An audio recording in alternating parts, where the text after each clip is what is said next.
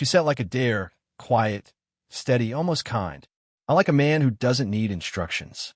It was nothing more than a comment, a flick of words tossed between us in the still hum of the office, but it landed differently. The kind of line that doesn't fade when the conversation moves on.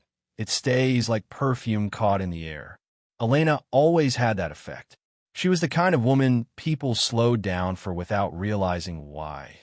Composed, deliberate, her confidence never loud. A black blouse, sleeves slightly rolled. Hair pinned carelessly, but somehow perfect. The kind of beauty that didn't ask to be looked at, but punished you if you didn't. I've been working under her for 3 months. Technically, she was my boss. Practically, she was something else. A quiet gravity I couldn't reason with. That afternoon, the office felt too still.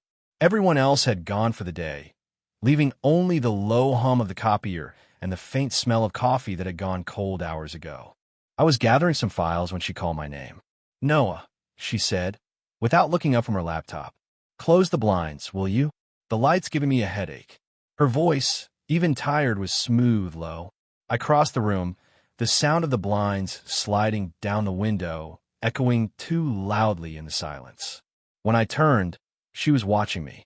Not in the obvious way, just a flicker of attention, the kind that feels like it touches your skin before it reaches your eyes. "You're quiet today," she said. "Just trying to finish up." A small smile. "You always are." There was a pause, the kind that asks a question without anyone saying it. I pretended to rearrange the files. She reached for the mug beside her, fingers brushing against the rim, distracted. "You don't take breaks much, do you?" she asked. "Not really." "Why?" I shrugged. "You don't either." That earned the smallest laugh from her, a sound that caught somewhere between surprise and amusement. She leaned back in her chair, eyes holding mine a moment too long. "Fair point," she said softly. I could feel something building in that quiet. Not a moment you step into, but one that finds you. Her perfume, sandalwood, something faintly floral, drifted between us. She stood, walked past me to the file cabinet, and brushed my arm as she reached for a folder. It could have been accidental. It wasn't. "You learn fast," she said, her tone even, her back turned to me. Most people wait to be told what to do. I hesitated before answering. Maybe I just watched closely. She turned then, slow, deliberate, her gaze settling on me as though she was measuring something she hadn't decided to believe yet. "That can be dangerous," she said. Her voice was calm, but there was a current underneath it, something unsaid that made my breath catch. For a second, neither of us moved. The air between us thickened, the faint sound of a clock ticking somewhere, her hand still resting on the cabinet, the edge of her sleeve brushing against her wrist. Then, a sudden knock on the door. "Elena Grinkid, Straiktened." "Come in," she said, her tone switching back to professional, almost cold. I stepped aside as one of the assistants entered, carrying a stack of papers. But before she looked away, Elena's fingers brushed mine, just once, quick as a pulse. A warning, or maybe an invitation. Either way, I didn't move. The next morning, she acted as if nothing had happened. No brush of fingers, no lingering look. Just work. Just Elena, in her usual calm precision. But I couldn't forget that moment. It replayed in my head during the meeting, during lunch, even as I watched her walk past my desk. The way she carried herself like she didn't owe the world an explanation. It wasn't just attraction. It was the quiet ache of wanting to be seen by someone who rarely looked at anyone for long. By late afternoon, the office had thinned again. Rain pressed softly against the windows, streaking the glass. She was standing by the printer, flipping through pages, her brow furrowed. "Something wrong?" I asked. She sighed. "Just the formatting. The file keeps breaking." "Let me take a look." I stepped beside her, too close, maybe, the scent of her hair faint but warm. When I reached for the keyboard, her hand brushed mine, light as a whisper. Neither of us moved away. For a moment, the soft hum of the printer filled the space between us. She didn't speak, and I didn't trust myself to. Then, quietly, she said, "You shouldn't stand so close." I forced a small laugh. "Is that a rule?" Her lips curved barely. "More of a suggestion." When she said it, I caught something behind her tone, not reprimand, but self-preservation. Later, I learned that she'd been divorced for 6 years, that she lived alone in a neat apartment full of books and unopened bottles of wine, that she used to love poetry but stopped reading it because, as she once told someone in passing, it makes you remember the wrong things. And me, I wasn't much better. A history of almost relationships, half-starts that fell apart before they meant anything.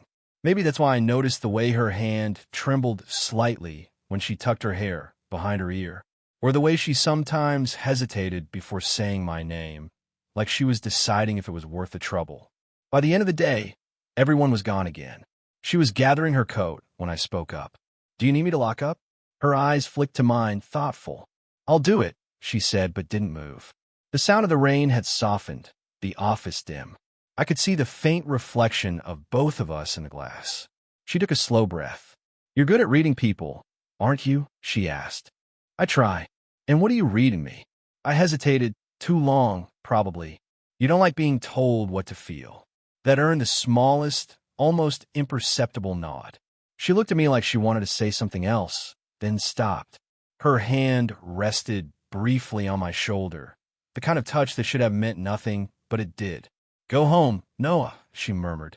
But her hand didn't move right away. The storm outside had quieted, but inside, something else was gathering, a tension that refused to settle. Elena had asked me to stay late to finalize a presentation for the partners. It was practical, professional, nothing more. That's what I kept telling myself. But she was standing close, too close, at the small conference table, her fingers tracing the edge of a document as I spoke. The room was dim except for the soft glow of the screensaver. Every time she leaned forward to make a note, her shoulder brushed mine. "I think that slide should go before the revenue projections," I said, voice lower than I meant it to be. She nodded absently, eyes flicking up to mine. "You're probably right." Her tone was distracted, but her gaze wasn't. It lingered. I tried to look away, but she didn't. The silence stretched, not awkward but taut, the kind that carries too much meaning in too little space. And then the sound, a knock at the glass wall. We both jumped slightly. One of the senior analysts, Leo, stood there with a crooked smile. "Didn't realize you two were still here. Burning the midnight oil, huh?" Elena's posture changed instantly, composed again, distant. "Just wrapping up." Leo's eyes flicked between us, curious but polite. "Don't let her work you too hard, Noah." I forced a grin. "Wouldn't dare." He left after a moment, the door clicking shut behind him. The air between us was different now, sharper, aware. Elena exhaled, rubbing her temple lightly. "He thinks too much. People notice things," I said quietly. She met my eyes, her voice soft but deliberate. "Then we shouldn't give them something to notice." Her words were reasonable. Her tone wasn't. I took a step closer. "Is that what this is?" She looked up, startled, not by the question, but by how close I'd gotten. Her breath brushed my collarbone. She didn't move away. "This," she repeated, her voice barely above a whisper. The room felt smaller. My pulse quickened. I could see the faint tremor in her hand where it rested on the table. She noticed me noticing and straightened, as if gathering the air between us back into control. But when she spoke again, it was quieter. "You don't know what you're asking for." "Maybe not," I said, "but I know what I'm seeing." Something flickered across her face. Not anger, not fear, something more fragile. She reached for the laptop, closed it, her movement steady but her fingers trembling slightly. "This isn't," she began but didn't finish. Outside, thunder rolled again, distant this time. She looked at me, and, for a heartbeat, it was all there, everything we weren't saying. Then, almost against her will, she stepped closer, her breath warm against my cheek. I thought she might pull back, and maybe she wanted to, but she didn't. Her hand found my wrist, holding it just long enough for me to feel the weight of it before she let go and turned away. "Noah," she said softly, her back to me. "Go home." Her voice was steady. Her hands weren't. For 3 days, we avoided each other. Professional, polite, perfectly distant. But tension has a way of leaking through cracks, in glances and hesitations, in how silence suddenly feels charged. Friday evening, a networking dinner. The firm had booked the top floor of a hotel downtown, all glass and quiet music. Elena looked different there, softer somehow out of the office light. Her hair was loose, brushing her shoulders, and the black dress she wore didn't try too hard, which made it worse. I kept my distance at first, talking to colleagues, pretending to listen. But I could feel when she entered a room, the shift in air, the low hum that only I seemed to notice. At one point, she stepped out onto the balcony, alone. I followed. I shouldn't have, but I did. The night air was cool, scented with rain and city lights. She didn't turn when I came up beside her. "You shouldn't be out here," she said quietly. "You either." That earned a faint smile. "You're supposed to be networking." "I am." Her gaze flicked toward me then, tired, searching. "You really don't listen, do you?" "Only when I'm told not to." The silence that followed wasn't comfortable, but it was alive. The kind that makes your heart beat too loud in your chest. I watched her fingers trace the rim of her glass. The city lights reflected in her eyes. I could tell she was fighting something. The urge to step back or forward. She hadn't decided yet. "Elena," I said, her name sounding different outside the office, too intimate. She turned then, slowly, her eyes lifting to mine. "This has to stop," she whispered. Before it what?" Her lips parted, but no sound came out. The pause between us pulsed with every word neither of us could say. I took a step closer, close enough to feel the warmth radiating from her skin. She didn't move away. "You make it sound like it's already too late," I said. Her breath caught, barely. "It is," she murmured. There it was, the confession she hadn't meant to give. The quiet surrender hidden beneath her restraint. For a long second, no one spoke. The wind lifted her hair, and I reached up, slowly, to brush it back from her face. She closed her eyes, just once, as if memorizing the feeling. Her hand found my chest, not to pull me closer, but to keep me there, caught between wanting and restraint. Someone laughed inside the ballroom. The sound cut through the moment like a knife. She opened her eyes, voice shaking just slightly. "If you kiss me, I won't stop you." The world stilled. I didn't move, not yet. Her eyes waited, wide and unguarded, the city lights trembling in them. And then, the balcony door swung open. The door swung open, and the spell shattered. It was Leo again, the same analyst, his expression half curious, half apologetic. "Sorry, Elena. They're asking for you inside." Something about the client files. Her composure returned like armor. "Of course," she said smoothly, brushing past him. But as she moved, her hand grazed mine, brief, deliberate, the faintest static passing between us. When she was gone, I stood alone on the balcony, heart pounding too fast for how little had actually happened. Later, after the dinner, she didn't look at me. Not once. I told myself that was the end of it, that I'd imagined whatever it was we were building. But the next morning, she called me into her office. She didn't sit behind her desk this time. She stood by the window, arms crossed, eyes shadowed. "I need to ask you something," she said. "Okay." Her tone was sharper than usual. "Did you tell anyone about last night?" "What?" "No, of course not." She studied my face for too long. "Leo made a comment this morning. Something about us looking close. He said he overheard." She stopped herself. I stepped forward. "Overheard what?" Her voice dropped. "He said he heard you call me by my first name. Out there." The memory hit, my voice low, saying her name under the city lights. "Elena," I murmured, more to myself than to her. Her eyes closed for half a second, as if the sound of it now made it worse. "This could ruin us," she said quietly. "You understand that, right?" "I didn't mean, I know." Her voice softened, but only barely. "That doesn't matter." She turned toward the window again. The morning light caught the line of her jaw, her reflection faint in the glass beside mine. "I don't care what people think," I said. "Not about this." She laughed then, quiet, disbelieving. "You say that now. But you're young, Noah. You have everything ahead of you." "I don't. You think that what I see when I look at you." Her hand trembled slightly against the windowsill. I saw it, and so did she. She turned, stepped closer, until the air between us felt heavy again. You shouldn't make me feel this, she whispered. I swallowed. Then tell me to stop. She didn't. Instead, she reached up, fingertips brushing my collar as if to straighten it. But her hand stayed there, her breath shallow. For a second, neither of us breathed. Her eyes flicked from my mouth to my eyes, then back again. You should go, she said finally, her voice barely holding steady. But she didn't move away. I'll go, I said softly. If you tell me you want me to. Her silence was the answer. When I turned to leave, she spoke, almost a whisper. Come back after 6.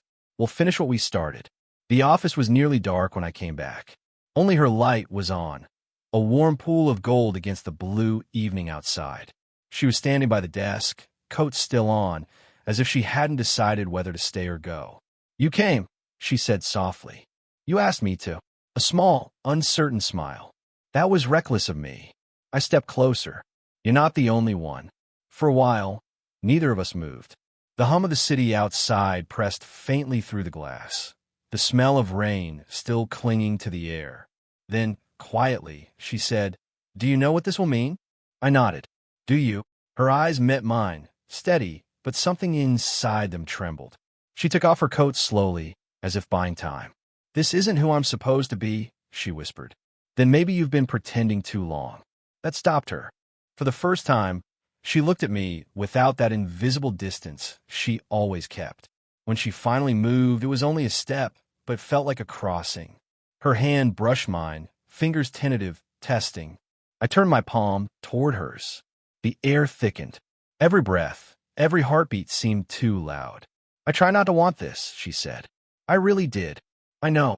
And if we start, there's no going back, I finished. Her gaze flickered down, then up again. You think you're ready for that? I could have lied. Instead, I said no. But I'm here anyway. Something in her gave way then. Not a decision, but a surrender. She stepped closer until the edge of her blouse brushed my chest. Her hand came up to my face, hesitated, then stayed. Her touch was warm, careful, real. When she spoke again, her voice was barely a breath. You don't need instructions, do you? I almost smiled. Not for this. The distance between us disappeared. Not with a kiss, not yet, but in the moment her forehead rested against mine. The quiet was deafening. Her breath trembled. My hands found the small of her back, not pulling, just there, steady, asking nothing. She stayed like that for a long time, eyes closed, her voice a whisper against my skin. If anyone finds out, they won't, I said. She drew back just enough to look at me. You're sure? No, I said honestly. But I don't care. That made her laugh, a sound caught between disbelief and relief. She leaned in again, and this time she didn't stop halfway. When it finally happened, the inevitable, it wasn't about winning or wanting. It was about recognition. Two people who had been holding their breath for too long finally exhaling at the same time. When she pulled away, her eyes were softer. Now you understand, she whispered. I always did, I said. And for once, neither of us needed to say what came next. Morning came quietly, as if afraid to interrupt. The city outside her window was pale and washed in early light. She stood by the counter, barefoot, holding a mug of coffee with both hands. Her hair was loose, her blouse unbuttoned at the collar, softer than I'd ever seen her. I sat at the small table, unsure what to say. Everything that could have been said already had been, in the silence, in a way we'd stopped fighting what was always there. She looked over at me, the smallest smile touching her lips. You're quiet again. Try not to say the wrong thing. There's no wrong thing now, she said. Then, after a beat, at least not this morning. I got up, crossed to her. The air between us felt lighter than it had in weeks. She tilted her head slightly as I reached for the mug, taking it from her hand. Our fingers brushed, a simple touch, but it lingered. You still think this is a mistake? I asked. Her gaze drifted to the window. I think it's complicated. And she turned back to me, her expression calm, open. And maybe complicated isn't always bad. We stood there for a while, close but not touching. The warmth of the coffee rose between us.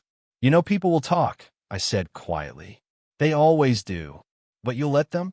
I'll let them, she said, her tone gentle, resolute. As long as we know what this is. Her honesty disarmed me.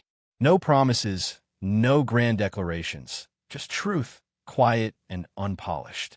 I reached up, brushing a strand of hair from her face. She didn't look away this time. Her hand came to rest against my chest, steadying herself, or maybe me. "This doesn't fix everything," she said. "I'm not trying to fix anything," I replied. "Just stay." That made her laugh softly. "You make it sound easy. Maybe it can be. For now." She set the mug down and leaned into me, her forehead resting against mine. The same gesture as before, only this time it didn't feel uncertain. It felt earned. The moment stretched, quiet and full, her breath warm against my skin. When she finally spoke, it was barely above a whisper. "You really don't need instructions, do you?" I smiled. "Not when it comes to you." Outside, the city was waking, distant horns, early footsteps, life beginning again. But in that small kitchen, time slowed. Two people who tried too hard to resist something inevitable finally stood still long enough to let it be real. She reached for my hand. I laced my fingers through hers. No promises, no conditions, just the simple, quiet understanding that somehow, despite everything, this was theirs, and for the first time it felt like enough. Did you enjoy the story? What kind of stories would you like to hear next?